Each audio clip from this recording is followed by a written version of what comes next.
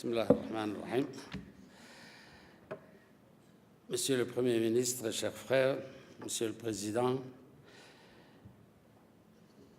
Mesdames et Messieurs, je suis particulièrement heureux d'être parmi vous à l'occasion du lancement du Forum sur la santé et les affaires en Afrique, organisé par la Commission économique africaine.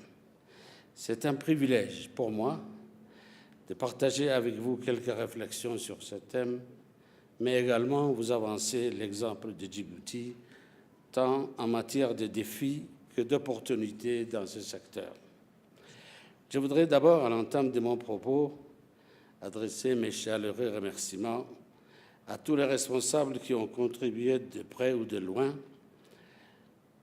à la tenue de ce forum et aux fructueux travaux que vous allez engager ces jours à venir pour mieux identifier et étoffer les liens entre santé et croissance économique. Particulièrement, Madame la secrétaire des Nations Unies, de la Commission économique africaine.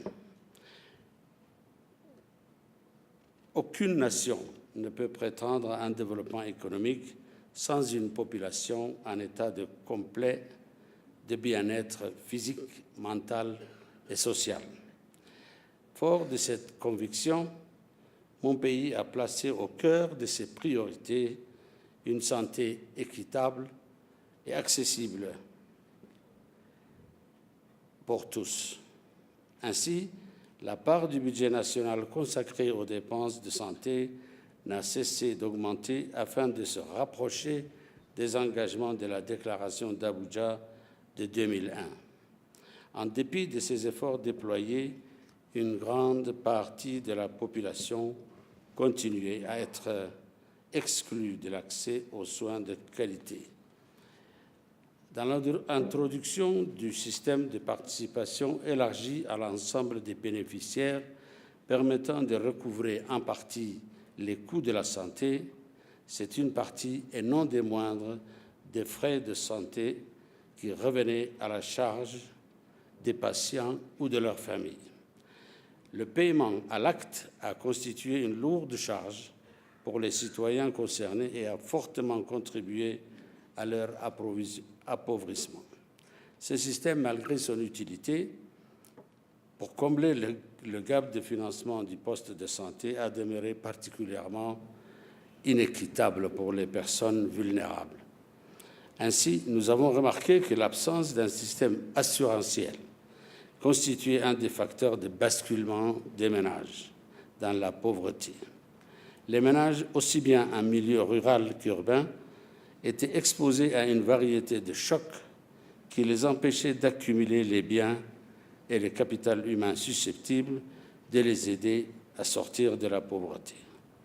Dans l'optique de promouvoir le droit à la santé pour tous, sans discrimination et sans iniquité, et aussi dans l'optique de lutter contre la pauvreté, Djibouti s'est doté d'un système d'assurance maladie universel. La particularité de ce système étant la généralisation du tiers payant, ce qui a permis de supprimer toutes les barrières financières à l'accès aux soins de santé. L'objectif de mon pays, dans le court terme, est d'atteindre la couverture de santé universelle, Universal Health Coverage, afin d'être en phase avec le troisième pilier des objectifs du développement durable. Nombreux sont également les pays du continent qui convergent vers la CSU. Mesdames et Messieurs, l'Afrique fait face aujourd'hui à la résurgence de maladies qu'on pensait maîtrisées et d'autres qui étaient en phase d'éradication. Les taux de prévalence de certaines maladies non transmissibles, comme le diabète, atteignent aujourd'hui des niveaux inquiétants. Des investissements importants ont été consentis dans le domaine de la santé et surtout pour rehausser les niveaux des plateaux techniques dans les grandes formations sanitaires nationales.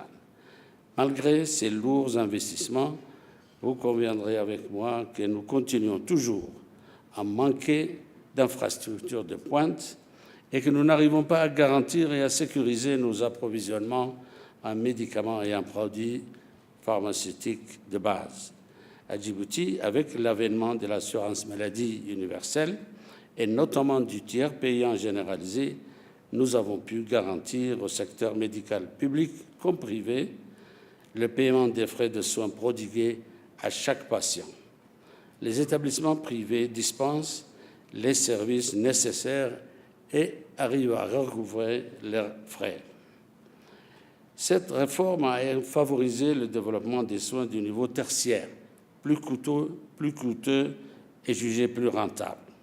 Il est grand temps maintenant de promouvoir à une échelle plus large les partenariats publics-privés dans le domaine de la santé de manière générale et notamment de l'orienter dans les segments qui ont un puissant effet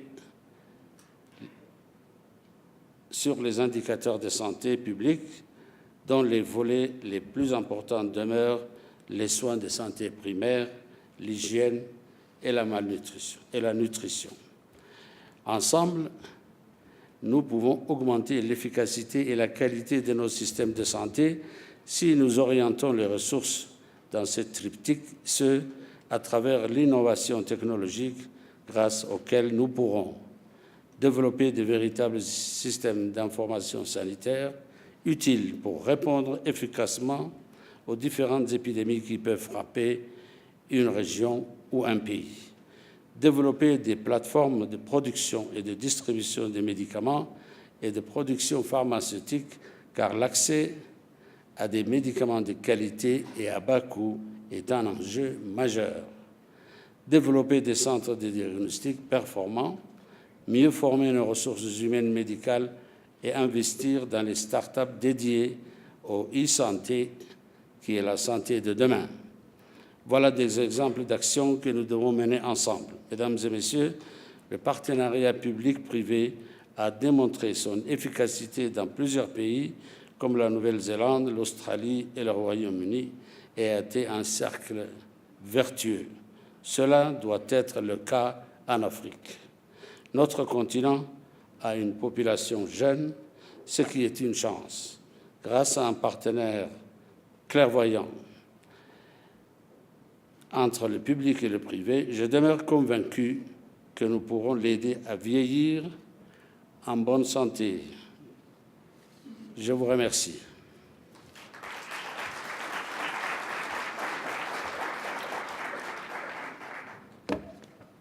I would like to add a few words in English. We come to the conclusion that our societies are independent. Therefore, a coordination at the regional level is a must. Development of a specialized private sector at the regional level, as well as digital health technologies, could offer solutions. Private sector joint ventures, if all these targets are not achieved, then all the progress and performance made by our countries would have meant nothing. Private sector could be a solution, but very limited for now and unable to accommodate the needs of the majority. Public-private dialogue must emphasize on health as a priority sector where large investment facilities and incentives could be offered to attract skilled human resources and modern structures. PPP is another opportunity, but unfortunately still in early phases in most of our economies. I thank you.